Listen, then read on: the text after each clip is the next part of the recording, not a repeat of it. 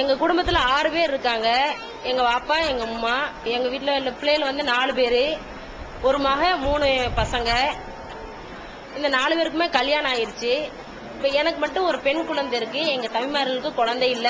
இன்ஷா அல்லாஹ் அல்லாஹ் தருவாங்கற நம்பிக்கை இருக்கு.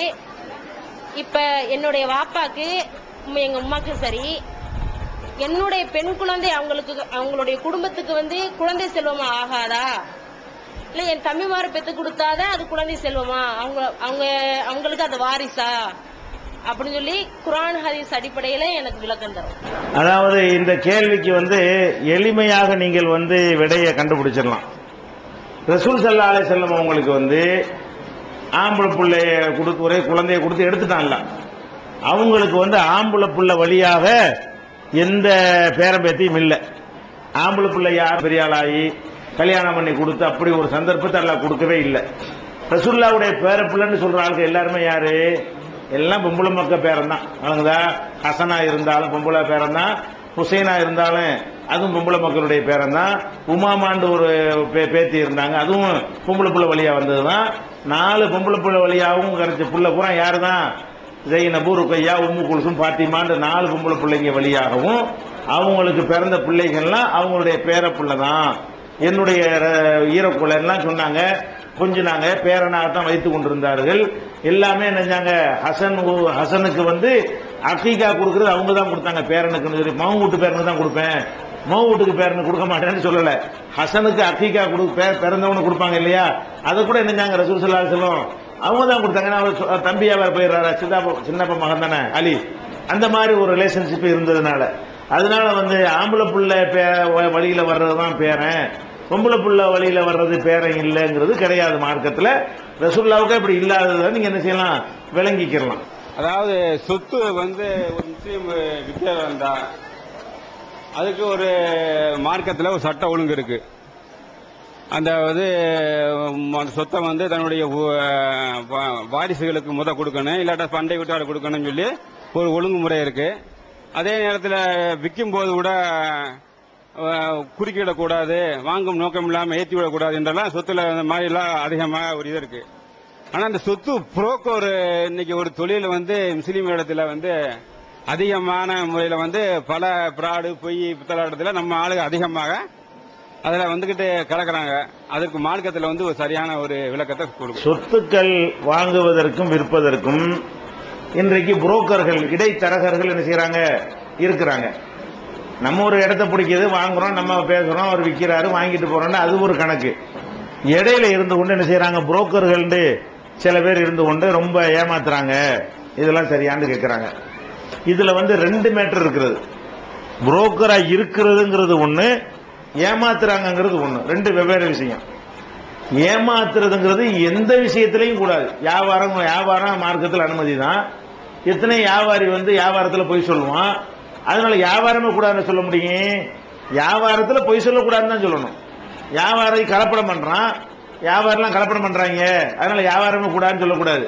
வியாபாரம் கூடும், வியாபாரத்தில் கலப்படம் கூடாதுன்னு தான் சொல்லணும். வியாபாரம் கூடும், அதுல மோசடி கூடாதுன்னு சொல்லணும். வியாபாரம் கூடும், அதுல அளவு நிர்வாகிகள்ல குறை வைக்க கூடாது அப்படின்னு சொல்லணும். வியாபாரம் கூடும், உள்ள ஒண்ணு வச்சு வெளியே ஒண்ணு வச்சு விற்க கூடாது. இப்படி எல்லாம் வியாபாரத்தினுடைய ஒழுங்குகள் நிறைய இருந்தாலும் அதனால அந்த செயல் கூடாதுன்னு சொல்லக்கூடாது. அந்த ஒழுங்கை மீறிட்டார்கள்னா வியாபாரத்தையே கூடாதுன்னு சொல்லக்கூடாது. இப்ப ஏமாத்துறாங்க புரோக்கர்னு சொன்னீங்கன்னா, புரோக்கர் ஏமாத்தினா என்ன, நீங்க விக்கிறவனே ஏமாத்தான் செய்யறான். புரோக்கர் இல்லாம விக்கிறோன்னு வைங்க, அப்ப ஏமாத்துறவங்க இல்லையா? நானே நேரடியா வித்தா கூட என்னுடைய சொத்துல இல்லாத விஷயத்தை எல்லாம் சொல்லி விற்கத்தானே செய்யறேன். அப்படி நிறைய பேர் இந்த ரியல் எஸ்டேட் பண்றாங்களே, அதுல முக்காவாசி அப்படித்தானே இருக்குது. அவங்க சொல்றாங்க பஸ் ஸ்டாண்டில் இருந்து நடை தூரம்பாங்க, அதுக்கு 24 கிலோமீட்டர் இருக்கும். அது நடை தூரம் ஆகுமா? அழகான குடிநீர் வசதியும்பாங்க. என்னடான்னு கேட்டா அதுக்கு அங்கிருந்து 40 கிலோமீட்டர் காட்டுவாங்க, அங்கிருந்து வந்துடும் குடி தண்ணி. இப்படிலாம் இருக்கா இல்லையா? ரயில்வே ஸ்டேஷன் அருகில்பாங்க, எங்கடா அருகில்னு கேட்டா அதுக்கு என்ன செய்யணும், டவுன் பஸ்ல போகணும். இந்த மாதிரி எல்லாரும் நேரடியா வித்தாலும் இப்படித்தான் பண்றாங்க. அதாவது எல்லாத்துலயுமே நல்லவங்க இருக்கிறாங்க, கெட்டவங்க இருக்கிறாங்க. அதனால மோசடி செய்வாங்கன்னு சொன்னா அது புரோக்கர் மோசடி செஞ்சாலும் கூடாது, நேரடியாக விற்கக்கூடியவர் மோசடி செஞ்சாலும் கூடாது. காரணம், மோசடிக்கு மார்க்கத்தில் தடை இருக்கிறது. புரோக்கருக்கு தடை இருக்குதா? புரோக்கருக்கு தடை கிடையாது. ஏன்னு கேட்டா, இப்ப ஒருத்தருக்கு வந்து ஒரு இடம் வாங்க நினைக்கிறாருன்னா யார் யாரெல்லாம் விற்க இருக்கிறாருன்னு அவருக்கு தெரியுமா? தெரியாது. 100 பேர் விற்கிறதுக்கு ரெடியா இருப்பான். அவன் எவன்லாம் விற்க போறான்ட்டு நான் எனக்கு ஒரு வீடு வேணும் வந்து இறங்கி விசாரிச்சா ஒவ்வொரு வீடா போய் கதவை தட்டி உங்க வீட்டை வைக்க போறீங்களா இப்படி கேட்டுட்டு இருக்க முடியுமா? கேட்டுட்டு இருக்க முடியாது. அதுக்கு ஒரு மீடியேட்டர் இருந்தா என்ன செய்வான்? அதே வேலையை லிஸ்ட் வச்சிருப்பான். யார் யாரெல்லாம் விற்க போறா, யார் யாரெல்லாம் வாங்க போறான்னு என்ன செய்வான்? ஈஸியா இருக்கும். கல்யாணத்துக்கு அப்படிதான் பாக்குறோம். பொண்ணு தேடி வீடு வீடா பொண்ணு தேடிட்டா இருக்கிறோம். அதுக்குன்னு சில ஆளுக்கு என்ன செய்யறாங்க? மெனக்கிற ஆளுக்கு இருப்பாங்க. ஆனா பிராடு நிறைய இருக்காங்க. கரெக்டா செய்யறவங்களும் இருக்கலாம். அந்த தொழில் வந்து பிராடா இருந்தா தான் மார்க்கத்தில் கூடாது. இடைத்தரகர் அல்லாவுக்கு தான் இடைத்தரகர் கூடாது மார்க்கத்தில். டைரக்ட் கனெக்ஷன் எதுக்கு தான்? அல்லாட்ட பேசுறதுக்கு தான் புரோக்கர் போயிடாதீங்க, தரகாக்கெல்லாம் போயிடாதீங்க. மனுஷனுடைய விஷயங்களா இருந்தால் டைரக்டா நமக்கு முடியுமானால் டைரக்டா செஞ்சுட்டு போங்க. டைரக்டா முடியுமா? முடியாது. அனைத்தையும் ஒருவர் என்ன செய்ய முடியாது. எத்தனை வீடு வாடகைக்கு இருக்குன்னு அவருக்கு தெரியாது. அதுக்குன்னு உள்ளவன்ட்ட கேட்டா கரெக்டா என்ன செய்வான்? அந்த தெருவில் 4 வீடு இருக்கு, இந்த தெருவில் 4 இருக்கு எல்லாம் சொல்லுவான். கரெக்டா நமக்கு இருந்த இடத்துல தெரிஞ்சிடலாம். இல்லன்னா ஒரு வீட்டுக்கு எங்கெங்க எல்லாம் காலியா இருக்குன்னு கண்டுபிடிக்கிறதுக்கு 10 நாள் செலவழிக்கணும். ஒரு புரோக்கர் போனீங்கன்னா 10 நிமிஷத்துல மட்டும் லிஸ்ட் கையில இருந்துருவான். இப்ப நவீன யுகத்துல புரோக்கர் எல்லாம் கம்ப்யூட்டர்ஸ் பண்ணி என்ன செய்யறாங்க? பிரிண்ட் அவுட் தந்துருவாங்க. என்ன வேணும் டிக் பண்ணி தாங்கன்னு சொல்லி. இந்த மாதிரி எல்லாம் வந்து பிங்கர் டிப்ல வரல அந்த தகவலை வச்சு என்ன செய்யறான்? செயல்பட்டு இருக்கிறாங்க. அந்த மாதிரி இருக்கும்போது அது ஒரு உழைப்பு. அதாவது தகவல்கள்லாம் திரட்டி நீங்க 10 நாள் கஷ்டப்பட்டு கண்டுபிடிக்கிற விஷயத்த அவன் கையில வச்சுக்கிட்டு உங்களுடைய வேலையை எளிதாக்கி என்ன செய்யறான்? அதை வந்து உங்களுக்கு தர்றான். வழங்குதா? இப்ப ரயில்ல டிக்கெட் எடுக்க வேண்டியிருக்கு, நம்மளும் போய் எடுக்கலாம். டிக்கெட் புக் பண்ணி எடுக்கிறோம். அது புரோக்கர் இடையில இருக்கதான் செய்யறான். நம்மளா போய் ரயில்வே ஸ்டேஷன் நின்று கியூல காத்துக்கிட்டு நின்று அதுக்கு போட்டு மெனக்கிறத விட போன் பண்ணி சொன்னா என்ன செய்வான்?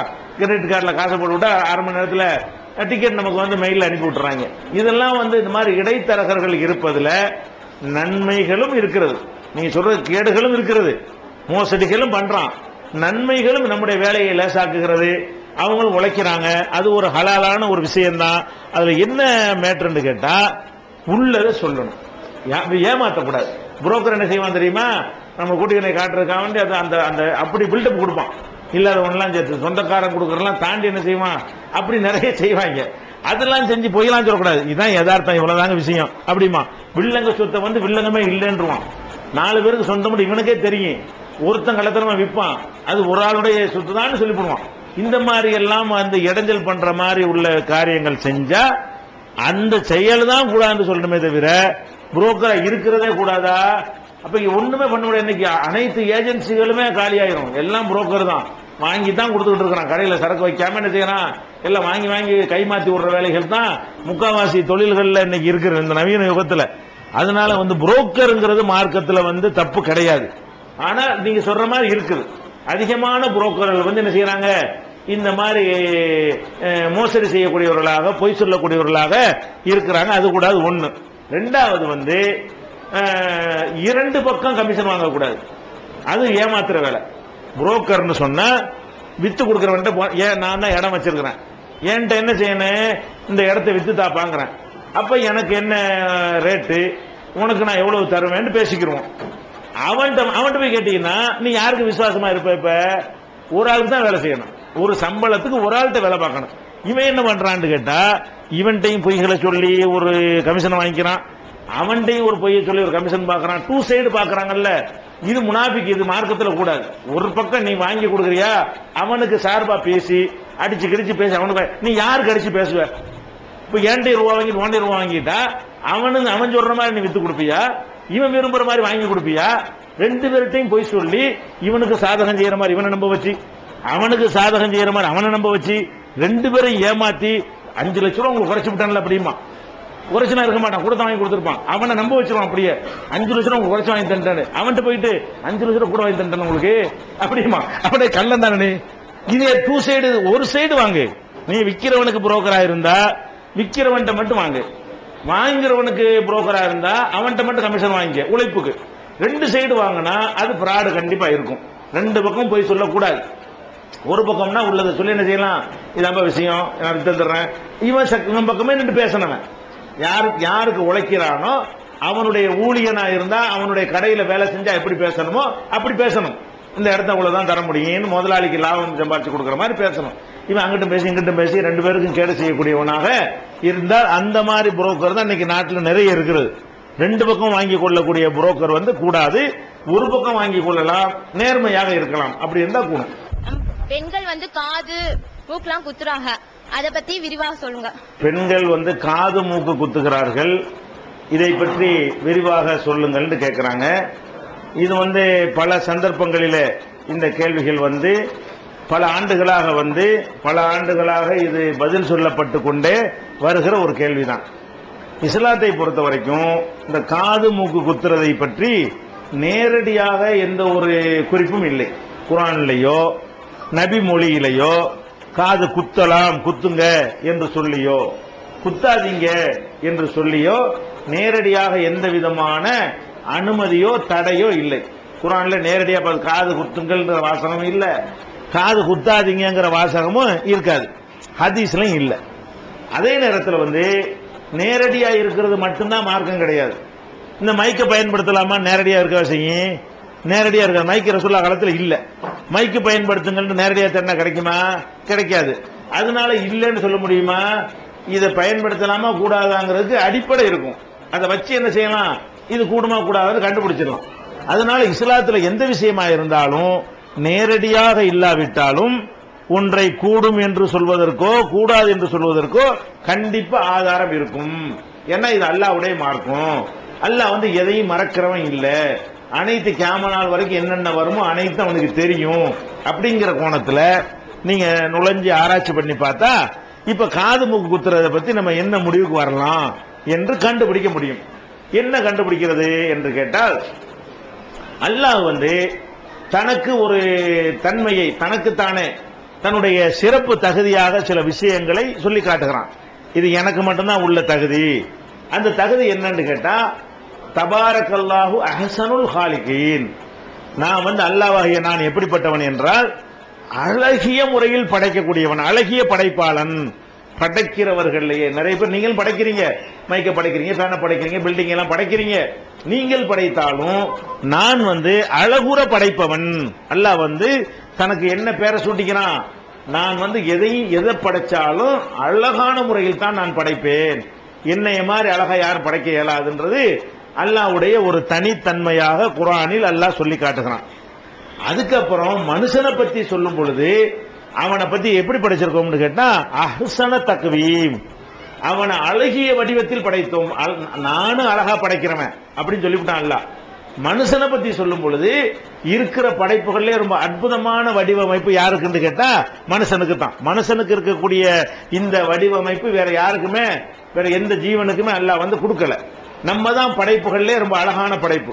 நமக்கு மை நல்லா இருந்தாலும் அது அழகு கிடையாது, நம்ம தான் அழகு. மனுஷன் தான் அழகு.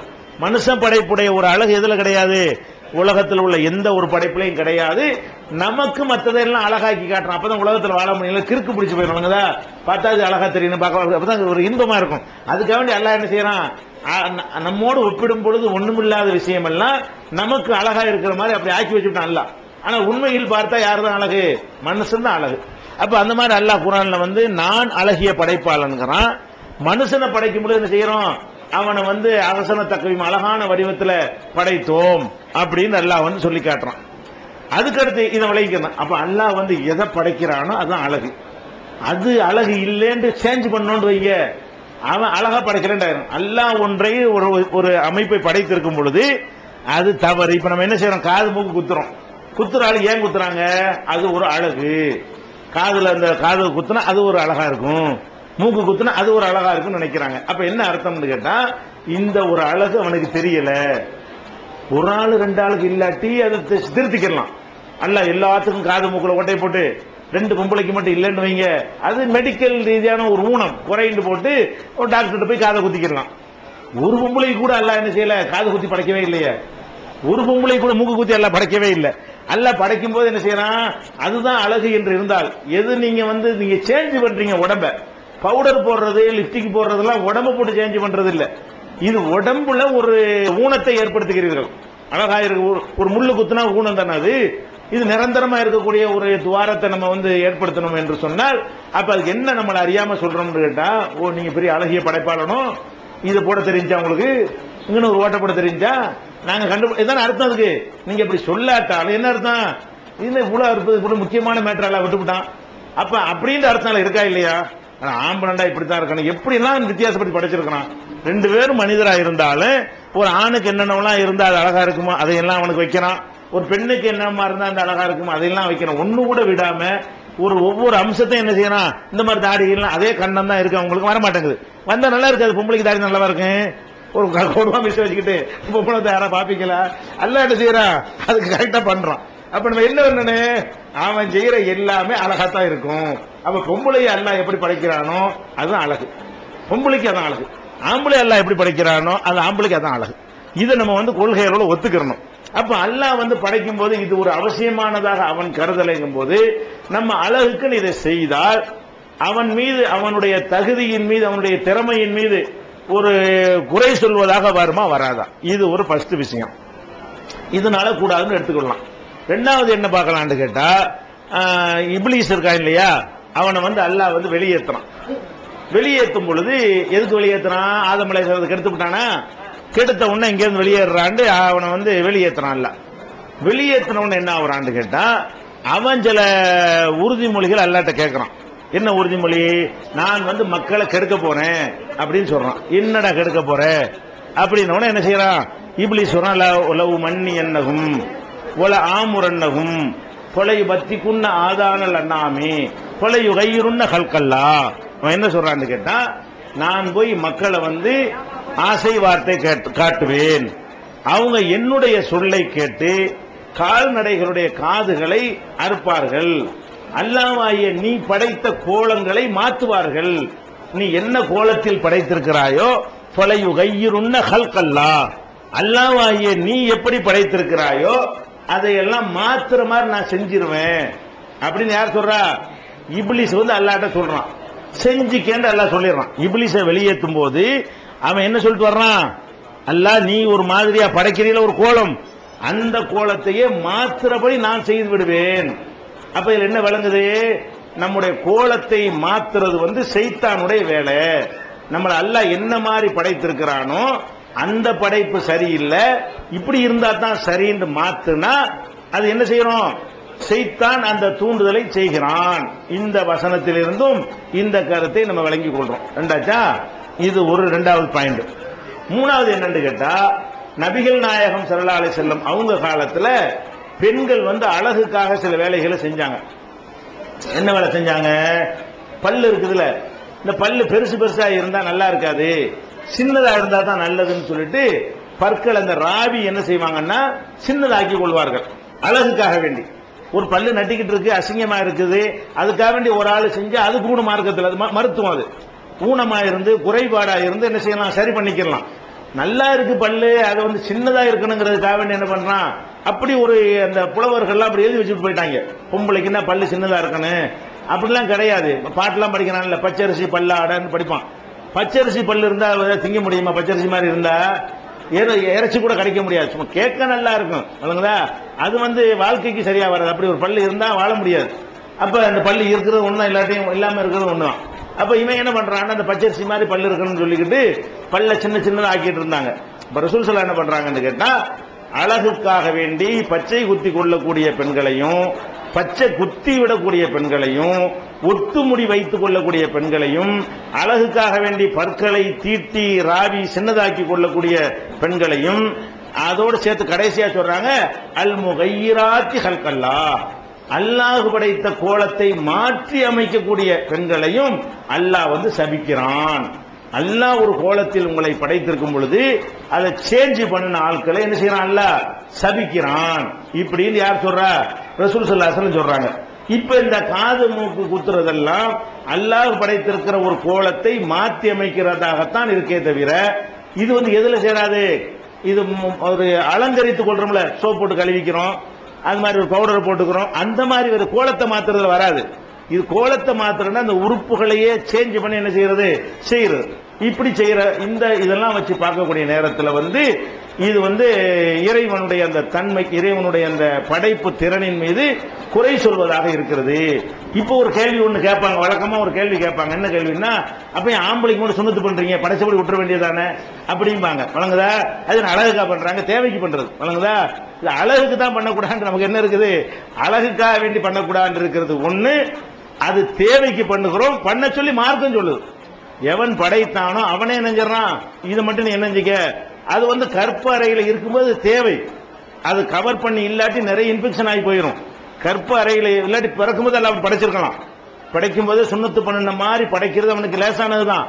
ஆனா அந்த கருவறையில ஊறிக்கிட்டு இருக்கக்கூடிய நேரத்தில் வந்து அது மாதிரி அது மூடப்படாமல் இருக்குமே, ஆனால் அதனால் பலவிதமான கேடுகள் வந்து குழந்தைகளுக்கு ஏற்படுங்கிறதுனால உள்ள இருக்கிற வரைக்கும் அந்த கவர் அவசியம், வெளியே வந்த பிறகு கவர் இல்லாம இருப்பது அவசியம் என்பதற்காகத்தான் அல்லாஹ் நினைச்சிட்டான். அதை வந்து வித்தியாசப்படுத்தி உள்ள இருக்கும்போது தேவைங்கிறதுனால அப்ப அப்படி செய்யாம வெளியே வந்த பிறகு எடுத்துக்கங்கன்னா அது அல்லாவே ரசூல் மூலமா சொல்லிட்டதுனால அது மாத்திர குற்றத்தில் வராது. அதுக்கு ஆதாரம் இருக்கு, அனுமதி இருக்கிறது. அதை போய் இதோட கம்பேர் பண்ணக்கூடாது, அழகுக்கும் செய்யலாது. அழகா தேவைக்கு அவசியத்தை முன்னிட்டு செய்யக்கூடிய ஒரு காரியம். அப்ப இதுல இதெல்லாம் உங்களுக்கு தெளிவாக இருக்கிறது. ஆனா ஒரே ஒரு செய்தி ஒண்ணு இந்த காது குத்தலான்னு சொல்லக்கூடியவங்க இந்த எடுத்து வைப்பாங்க. என்ன செய்தி எடுத்து வைப்பாங்கன்னு கேட்டா, ரசூல் ஸல்லல்லாஹு அலைஹி வஸல்லம் அவங்க வந்து ஒரு பெருநாள் தொழுகை வந்து திடல்ல தான் தொழுவாங்க. ஆண்கள் வருவாங்க, பெண்கள் வருவாங்க, வரணும். ரசூல் ஸல்லல்லாஹு அலைஹி வஸல்லம் காலத்துல வந்து ஆண்கள் வர்ற மாதிரியே பெண்களும் தொழுகைக்கு வரணும் என்று இருந்தது. அப்ப வந்தவன ரசூலுல்லாஹ் என்ன செய்யறாங்கன்னா ஒரு நாள் உரை நிகழ்த்துறாங்க. அப்ப இந்த மைக்கெல்லாம் கிடையாதுல, பெண்களுக்கு எட்டல. இப்பவே இந்த மைக் அமர்த்தினா மேல உள்ளவங்களுக்கும் வழங்காது, பெண்களுக்கு என்ன செய்யாது, இந்த சவுண்டு போகாது. அப்ப ரசூல் ஸல்லல்லாஹு அலைஹி வஸல்லம் உரை நிகழ்த்தினது பெண்களுக்கு கேட்கலன்ற உடனே தொழுது முடிச்ச உடனே பயான் நடத்துவாங்க. பிந்தி தானே பயான் நடக்கும் பெருநாளைக்கு. தொழுகை முடிச்சு உரை நிகழ்த்தின உடனே அந்த உரை அங்க கேட்கலன்னு என்ன செய்யறாங்க, இதை முடிச்சுட்டு அங்க போய் நின்று ஒரு பயான் பண்றாங்க. இங்கே ஒரு உரையை நிகழ்த்திட்டு பெண்களுக்கு நம்ம ஒரு பயானம் ஒரு விளங்கலைய, அவங்களுக்கு நாலு நல்ல செய்தி சொல்லணுமே என்பதற்காக வேண்டி பெண்கள் பகுதி வரைக்கும் கிட்ட போய் நின்று அவங்களுக்கு ஒரு உரை நிகழ்த்துறாங்க. உரை நிகழ்த்தும் போது என்ன உரை நிகழ்த்துறாங்கன்னா அதுல பல விஷயங்கள் சொல்றாங்க. அதுல முக்கியமா அவங்க சொன்னது தான தர்மம் செய்யணும், நல்ல காரியத்துக்கு உதவி செய்யணும், இந்த மாதிரி தலைப்புல அவங்க ஒரு உரை நிகழ்த்துறாங்க. பக்கத்துல பிலாலையும் கூட்டிட்டு போயிட்டாங்க. உன்னோட மக்கள் என்ன செய்யறாங்க, தான தர்மத்துக்கு பைத்துல் மாலுக்கு அரசாங்கத்துக்கு நிறைய பணம் கொடுக்கறதுக்கு மக்கள் முன் வரும் பொழுது அதை துண்டை ஏந்தி என்ன செய்யறாங்க, பிலால் வந்து அதை வாங்குறாங்க. அவங்கவுங்க பெண்கள் அவங்கள்ட்ட கையில உள்ளது என்ன செய்யறாங்க, நற்பணிகளுக்கு பயன்படுத்துறதுக்காக வேண்டி நம்ம துண்டுலாம் ஏந்திரம்ல பள்ளிவாசல், அதெல்லாம் தப்பு இல்லை மார்க்கத்துலங்கிறது இது ஒரு ஆதாரமா வச்சுக்கலாம். அதுக்காக இதை சொல்லல, வேற விஷயம் இருக்கு இல்ல. அப்ப அந்த மாதிரி என்ன செய்யறாங்க, கலெக்ஷன் பண்றாங்களா. அதுல அந்த ஹதீஸ்ல, இது புகார்ல வரக்கூடிய ஹதீஸ் எல்லா நூல்களும் இருக்கிறது. அதுல என்ன வரும்னா, பெண்கள் வந்து தங்கள் காது வளையங்களை கழட்டி போட்டார்கள், கை மோதிரத்தை கழட்டி போட்டாங்க, கை வளையலை கழட்டி போட்டாங்கன்னா அது மேட்ரு கிடையாது. வளையலுக்கு ஓட்டப்பட தேவையில்லை, வழங்குதா, மோதிரத்துக்கு ஓட்டப்பட தேவையில்லை. காது வளையங்களை கழட்டி போட்டார்கள் ஒன்று வரும். அதை வைத்துக்கொண்டு அப்ப காதுல ஓட்ட போட்டாங்கன்னு வழங்குதுல, காது வளையங்களை கழட்டி போட்டார்கள் ஹதீஸ்ல வருதுல, ரசூல் அதை பார்த்திருக்கிறாங்க, அங்கீகரிச்சிருக்கிறாங்கல்ல. அதனால என்ன செய்யலாம், காது குத்தலான்ற மாதிரி என்ன செய்வாங்க, சில ஆளுக்கு ஒரு வாதம் பண்ணுவாங்க. அப்படின்னா புலவி மறுக்கிற மாதிரி வரும். உலகு சொன்னோம்ல, அல்லாவுடைய கோலத்தை மாற்றக்கூடாதுன்னு, அதெல்லாம் குர்ஆன்ல தெளிவா கண்டிக்கக்கூடிய அல்லாவுடைய அழகிய படைப்பாளன் எல்லாத்தையும் மறுக்கிற மாதிரி வருது. அப்ப அதுக்கு முரணி இல்லாம விளங்கணும், அதையும் மறுத்தரக்கூடாது. இதுவும் ஹதீஸ், இதையும் மறுத்தரக்கூடாது. இது வந்து கட்டுக்கதை கிடையாது, இதுவும் ஆதாரப்பூர்வமான செய்தி தான். அதுவும் இதை விட குர்ஆன்ல இருக்கனால இதுக்கு மேல ஆதாரப்பூர்வமான செய்தி தான். ரெண்டையும் மறுத்துறாம பார்த்தோம்னா நமக்கு அது நுணுக்கமான வேறுபாடு நமக்கு தெரிகிறது. இந்த ஹதீஸ்ல வந்து ரசூலுல்லாஹ்வுக்கு முன்னாடி காது குத்து யாரும் குத்தி அதை ரசூலுல்லாஹ் அங்கீகரிக்கல. ஏற்கனவே குத்தப்பட்ட இருந்த காது குத்தி இருந்தாங்கன்னு வச்சு, காது வளையம் வருது, குத்தி போட்ட வளையமா இப்படி வேற மாதிரி ஏதாவது டைப்ல போட்டிருந்தாங்கன்னு நமக்கு சொல்ல முடியல. காது குத்தியே போட்டிருந்தாங்கன்னு வைத்திருந்தாலும் அதுல எதுக்கு அங்கீகாரம் இருக்கிறது, ஏற்கனவே காது குத்தப்பட்டு இருந்தால் அவர்கள் அதிலே நகைகள் போட்டுக் கொண்டிருந்தால் அது கண்டனத்துக்குரியது அல்ல. இந்த ஹதீஸில் அதுதான் விளங்கும். காது குத்துறதுக்கு அனுமதி எதுக்கு, எப்படி ஆதாரம் காட்டணும், ரசூலுல்லாஹ் பார்த்துட்டு இருக்கும் ஒரு பொம்பளை காது குத்துனாங்க, அதை பார்த்துட்டு இருந்தாங்க அப்படின்னா தான் காது குத்துறது ரசூலுல்லாஹ் அனுமதிச்சாங்கன்னு வரும். இதுல வந்து காது குத்துவதை ரசூலுல்லாஹ் அனுமதிச்சதா வரவில்லை, ஏற்கனவே குத்தப்பட்ட காதில் போட்டிருந்த நகையை கலட்டி கொடுத்ததை அங்கீகரித்திருக்கிறார்கள். அப்ப ஏற்கனவே இந்த எத்தனை பெண்கள் அம்மா அப்பா குத்திருப்பாங்க, குத்துனதை போட்டுட்டு போங்க, உங்க பிள்ளைகளும் குத்தாதீங்க அப்படின்னா இந்த ஹதீஸுக்கும் செயல் வடிவம் கொடுத்துடுறோம், அந்த ஆதாரங்களுக்கும் செயல் வடிவம் கொடுத்துடுறோம். இது போக இந்த காது மூக்கு குத்துறது வந்து ஒரு முக்கியமான ஒரு வரலாற்று ரீதியா நீங்க விளங்கிக்கிறேன். இது வந்து ரொம்ப பின்னாடி வந்தது முஸ்லிம் சமுதாயத்தில். உங்களுக்கு தெரியும், அந்த இப்னு பத்தூத்தாண்டு ஒருத்தர். இப்னு பத்தூத்தா யாரு, உலக சஞ்சாரி, உலகத்தை எல்லாம் சுத்தி வந்த ஆட்கள்ல அவர் ஒரு ஆள். அவருடைய பயண நூல் தான் சிறந்த பயண நூல். உலகம் பூரா போயிட்டு எழுதினார் இல்லையா, அவர் இந்தியாவுக்குலாம் வந்திருக்கிறாரு. அப்ப அவர் அவருடைய நூல்ல எழுதுறாரு, பயண கட்டுரையில் எழுதுறாரு, நான் இந்தியாவுக்கு போயிருக்கும் பொழுது நான் இந்து பெண்கள்லாம் காது மூக்கு குத்தியவர்களை நான் பார்த்தேன். முஸ்லிம்கள் குத்தலன்ற சொல்றாரு. அவர் வந்த காலத்துல முஸ்லிம் பெண்கள் யாரும் என்ன செய்யறதுல காது மூக்கு குத்த மாட்டாங்க. இந்துக்கள் அது மாதிரி அங்க உள்ள மதத்துக்காரங்க காது மூக்கு குத்தின காட்சிய அதிசயமா அவர் சொல்றாரு. உலகம் பூரா இல்லாம இருந்ததுனாலதான் அது ஒரு ஆச்சரியப்பட்டு சொல்றாரு.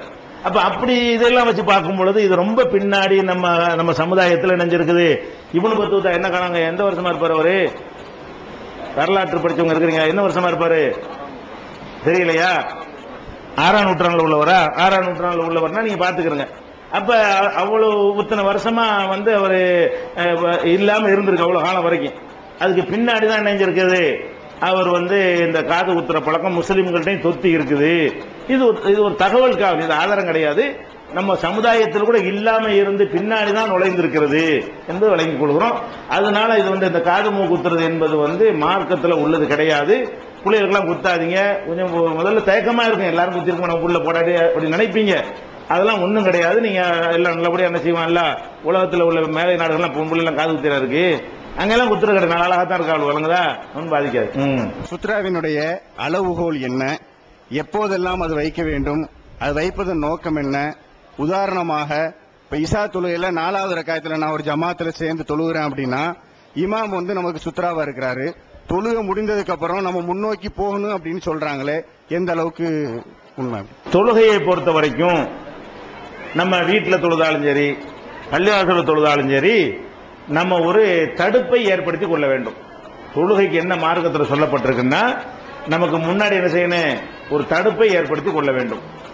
அந்த தடுப்பு என்பது ஒரு சுவராக இருக்கலாம். சுவர் தான் தடுப்புன்னு கிடையாது, ஒரு கைக்குட்டையா கூட இருக்கலாம். அதாவது போட்டோம்னா என்ன, நிறைய பேர் குறுக்க போயிடக்கூடாது, அதை தாண்டி போக சொல்லுவாங்க. வேற ஒன்றும் இப்படி போட்டுக்கிட்டோம்னா இங்கதான் சைதா செய்ய போறோமா, போறவர் எப்படி போயிட்டு இருப்பார். இதை போடலன்னு சொன்னா குறுக்க போன குற்றம் அவருக்கு வந்துடும். தடை போட்டோம்னா என்னவாகாது, குறுக்க ஒரு போகல, தடுப்பு இருக்கிறது. தடுப்பை தான் தலைவாணி வச்சுக்கலாம், ஒரு சேரை போட்டுக்கலாம், ஒரு பேனா கூட தூக்கி போட்டுக்கலாம், செல்போன் எல்லா கையிலும் இருக்கிறது, அதுக்கு முன்னாடி போட்டுக்கிட்டு என்ன செய்யலாம், அதுக்கு முன்னாடி வச்சுக்கிட்டோம்னா அதுவே நமக்கு சுத்ராவாக ஆகிவிடும். சுத்ரான்னா செவருன்னு என்ன செய்யக்கூடாது, எடுத்துக்கிற கூடாது. ரசூல் ஸல்லல்லாஹு அலைஹி வஸல்லம் அவர்கள் ஒரு நாள் பெருநாள் தொழுகை நடத்துவதற்காக திடலுக்கு போனாங்க. திடல் ஓப்பனா தான் இருக்கும், ஒரு தடையுமே இருக்காது. ஒரே ஒரு இந்த மாதிரி குச்சி இருக்குல்ல, அதை முன்னாடி ஊண்டி வைத்தார்கள். எங்க சஜிதா செய்வாங்களோ அதுக்கு அப்பால சஜிதா இந்த இடத்துல செய்யணும்னா இங்க வைக்கணும், சஜிதா செய்யற இடத்துக்கு பக்கத்தில் என்ன செய்யணும், முன்னாடி அதுக்கு உள்ள சஜிதா செய்யணும். அது மாதிரி என்ன செய்யணும்னா ஒரு கம்பை ஊண்டினார்கள். அதுதான் சுத்ராவா இருந்தது. மக்கள் யாரும் வைக்கல. இமாம் இப்படி ஒண்ணு வச்சுக்கிட்டாருன்னு சொன்னா பின்பற்றி தொழுவீங்கன்னு வைங்க, அது எவ்வளவு பெரிய சப்பா இருந்தாலும் சரி அனைவருக்கும் சுத்ரா இருக்குன்னு அர்த்தம். அப்படி குறுக்கெல்லாம் போகலாம். ஒரு இமாம் இப்படி தொழுகிறாரு இமாமு, இதுதான் இமாம் ஒரு ஆள் எந்திரிங்க சின்ன பைவா நெல்லு இதான் வச்சுக்க, இதான் உனக்கு சுத்ரான்னு வச்சுக்கிறோமே. நீங்க பின்னாடி அவ்வளவு பேர் நிக்கிறீங்க, இது சுத்ரா. இப்ப என்ன செய்யலாம், குறுக்கப்படி போகலாம். இது இருக்கிறதுனால உங்களுக்கு எல்லாம் சுத்ரா இல்ல, இவருக்கு முன்னாடி மட்டும் தான் இருக்குது. இவருங்க தொழுகிறாரு இமாமு, நீங்க பின்னாடி இருக்கிறீங்க. இந்த சப்பு எங்க வரைக்கும் இருக்கு, அங்க வரைக்கும் இருக்குது. அங்க வரைக்கும் இருந்தாலும் நம்ம பாட்டுக்கு இதை தாண்டி அப்படியே போய்கிட்டே இருக்கலாம். நம்ம குறுக்க போன குற்றம் வராதிங்க. ஒரு குச்சியா இருந்தாலும் இமாமுக்கு இருந்துருச்சுன்னு சொன்னா அனைவருக்கும் இருக்கிறது என்பதுதான் அதுக்கு என்னது அர்த்தமாகுது. அதனால என்ன செய்யணும் கேட்டா, சுத்ராங்கிறது கண்டிப்பா வைக்கணும் என்று ரசூல் ஸல்லல்லாஹு அலைஹி வஸல்லம் என்ன செய்யறாங்க, வீட்டுல தொழுகிறோம், அது செவத்தையே கரெக்டா கணக்கு பண்ணி நின்றுட்டு அதான் சுத்ரா. அதுக்கு மேல யாரும் தாண்டி போறா? தாண்டி போறதுக்கு இடம் இல்லாம செவத்த பக்கம் போய் நின்றுகிட்டோம்னா அதுவே இப்படிவே நின்றாங்கன்னு அதுவே சுத்ராவாயிரும். ரொம்ப லாங்கா இருந்துச்சுன்னா என்ன செய்யும், அப்பதான் குறுக்க போற பஞ்சாயத்தே வரும். ஷார்ட்டா இருந்துச்சுன்னு சொன்னா குறுக்க யாரும் போக மாட்டாங்க, அது தொழுகிறாங்க, அதுவே தடையா நின்று கொள்ளும். பெரிய இடத்துல போய் நின்றோம்னு சொன்னா முன்னாடி தொழு வைக்கணும். எவ்வளவு இடம் இருக்குமோ, ஒரு 3 அடி தேவைப்படுமா சைதாவுக்கு? 3 அடி தேவைப்படுமா? எவ்வளவு தேவைப்படும்? 3 அடி வருதா? 3 அடி வருது. ஒரு மனிதனுக்கு எவ்வளவு வருது? சைதா செய்வதற்கு நிக்கிற இடத்துல இருந்து நெத்தி வைக்கிற இடம் ஒரு 3 அடி. 3 அடி கிட்ட என்ன செய்ய வேண்டியது, என்னதையா போட்டுக்கிற வேண்டியதுதான். இப்ப இதுதான் மார்க்கத்தில் உள்ளது. இப்ப ஜமாத்துல தொழுதுகிட்டு இருக்கிறோம், தொழுதுகிட்டு இருக்கும் போது ஒருத்தர் லேட்டா வர்றாரு. ஜமாத்துல ஆரம்பத்தில் வந்துட்டா அவருக்கு சுத்ரா பஞ்சாயத்து இல்ல. ஜமாத்து தொழுகையில லேட்டா வர்றாருன்னா இமாம் சலாம் கொடுத்துருவாரா? லேட்டா வர்றவர் எந்திரிச்சு தொழுவார். இப்ப அவருக்கு சுத்ரா இல்லாம போயிடும். இப்ப லேட்டா தொழுகிறார்ல, அவருக்கு சுத்ரா இல்லாம போயிடும். இதுக்காக வேண்டி செவத்து பக்கம் எந்திரிச்சு நடந்து போகணும் அப்படிங்கிற மாதிரி சில ஆளுக்கு என்ன செய்யறாங்க, புதுசா இப்படி சொல்றாங்க. இது மாதிரி லேட்டா வந்து தொழுது ரசூலுல்லாஹ் காலத்துல நிறைய நடந்திருக்கிறது. அப்படி ஒருவரும் முன்ன போய் சேர்ந்ததாக நமக்கு என்ன செய்யல, ஆதாரம் இல்லை. வைக்கும்போது துவக்கத்தில் இருந்துச்சுன்னு சொன்னா அது மறைமுகமா இருக்குன்னு அர்த்தம். ரசூலுல்லாஹ் அப்படி வைங்கன்னு என்ன செய்யல, இது புதுசா நம்ம சந்திக்கிற மேட்டர் இல்ல. ரசூலுல்லாஹ் காலத்திலேயே தாமதமாக வந்து என்ன செய்யறாங்க, நிறைய பேர் ஜமாத்துல சேர்ந்து இருக்கிறார்கள். சேர்ந்தவர்கள் சலாம் கொடுத்த பிறகு உடனே முன்னாடி நாங்க ஓடி போய் செவத்து பக்கம் நின்று கொண்டோம் அல்ல நின்று கொண்டார்கள் என்று ஒரு செய்தி கூட வரல. இவங்க அந்த சுத்துறாங்கிற அந்த வார்த்தையை வைத்துக் கொண்டு என்ன செய்யறாங்க, இங்க சலாம் கொடுத்தோன்னு எந்திரிச்சு வேகமா ஓடுறாங்க. முன்னாடி முன்சப்ப நோக்கி என்ன செய்யறாங்க, ஓடி செவத்து பக்கம் போய் நிக்கணும் அப்படிங்கிற மாதிரி நினைக்கிறாங்க. செவத்து பக்கம் நிக்க முடியாம வரிசையா 3 சப்பு உட்கார்ந்து இருக்கான்னு வைங்க, அப்ப எங்க ஓடுவீங்க? அப்ப ஓட முடியாதுல்ல. அப்ப அந்த மாதிரிலாம் வரத்தான் செய்யும், முன்னாடி ஓட முடியாத நிலைமையெல்லாம் வரத்தான் செய்யும்.